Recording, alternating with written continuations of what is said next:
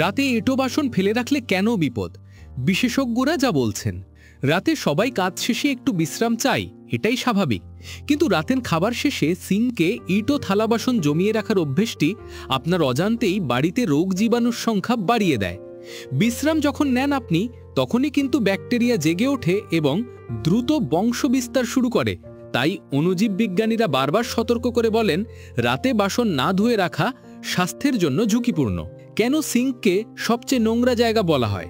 দেখতে পরিষ্কার লাগলেও রান্নাঘরের সিঙ্ক আসলে ব্যাকটেরিয়ার আড্ডাখানা। বিশেষ করে মাছ মাংস ধোয়ার পর সেই পানি সিঙ্কে গিলে সেখানে নানা ধরনের রোগ জীবাণু বাসা বাঁধে।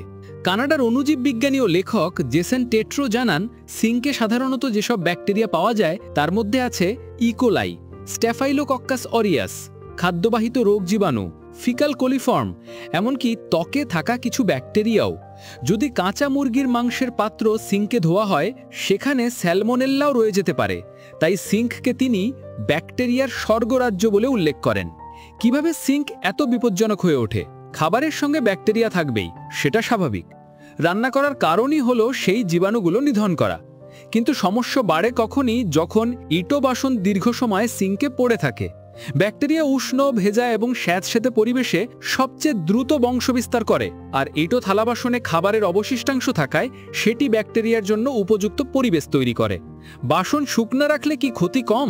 অনেকে মনে করেন শুকনো এঁটো বাসন রেখে দিলে ঝুঁকি কম, কিন্তু পরিস্থিতি ততটা নিরাপদ নয়। ভেজা বাসনে ব্যাকটেরিয়া দ্রুত বৃদ্ধি পায়। শুকনো বাসনে তারা বংশবিস্তার না করলেও বেঁচে থাকতে পারে। শুকনো বাসন থেকেও ব্যাকটেরিয়া পরে আবার ছড়িয়ে পড়তে পারে।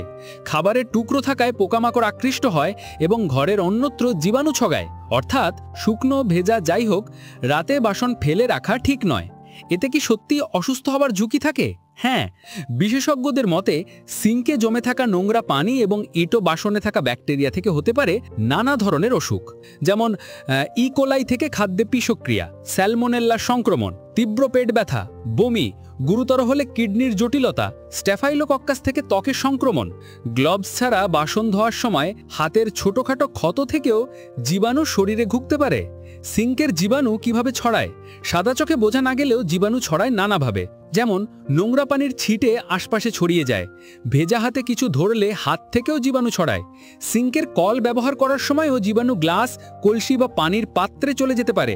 এভাবেই অসাবধানতার কারণে ব্যাকটেরিয়া রান্নাঘরের খাবার, পানি ও ইউটেন্সিলে ছড়িয়ে পড়ে। তাহলে এঁটো বাসন নিয়ে কি করণীয়? আপনার বাড়িতে যদি ডিশওয়াশার থাকে, সেটি সবচেয়ে নিরাপদ। উচ্চ তাপমাত্রায় ধোয়ার কারণে বাসন ভালোভাবে জীবাণুমুক্ত হয়। যেসব বাসন ডিশওয়াশারে যাবে না, সেগুলো গরম সাবান পানিতে ধুতে হবে। ধোয়ার পর সম্পূর্ণ শুটিয়ে নিতে হবে। স্পঞ্জ বা স্ক্রাবার নিয়মিত পরিষ্কার করতে হবে। বিশেষজ্ঞদের মতে ভিজিয়ে রাখা যাবে কি? উত্তর হলো না। সময় না থাকলে কি করবেন? যদি হঠাৎ জরুরি কাজ সামনে আসে, তবু শিশুকে ঘুম পাড়ানো, ডাক্তার দেখাতে যাওয়া, জরুরি ইমেল, তবু বাসন যত দ্রুত সম্ভব পরিষ্কার করা উচিত। অল্প সময়ের জন্য ভিজিয়ে রাখলে সমস্যা নেই, তবে রাতভর ফেলে রাখা যাবে না। সিঙ্ক কিভাবে জীবাণুমুক্ত করবেন? একটি সহজ পদ্ধতি অনুসরণ করতে পারেন। প্রথমে সাবান পানি দিয়ে সিঙ্ক ভালোভাবে ধুয়ে নিন। তারপর অ্যান্টিব্যাকটেরিয়াল বা ব্লিচ যুক্ত স্প্রে করুন। স্প্রে করার পর সঙ্গে সঙ্গে ধুবেন না, কমপক্ষে 5-10 মিনিট রেখে তারপর ধুয়ে ফেলুন। এতেই সিঙ্ক যথেষ্ট পরিমাণে জীবাণুমুক্ত হবে।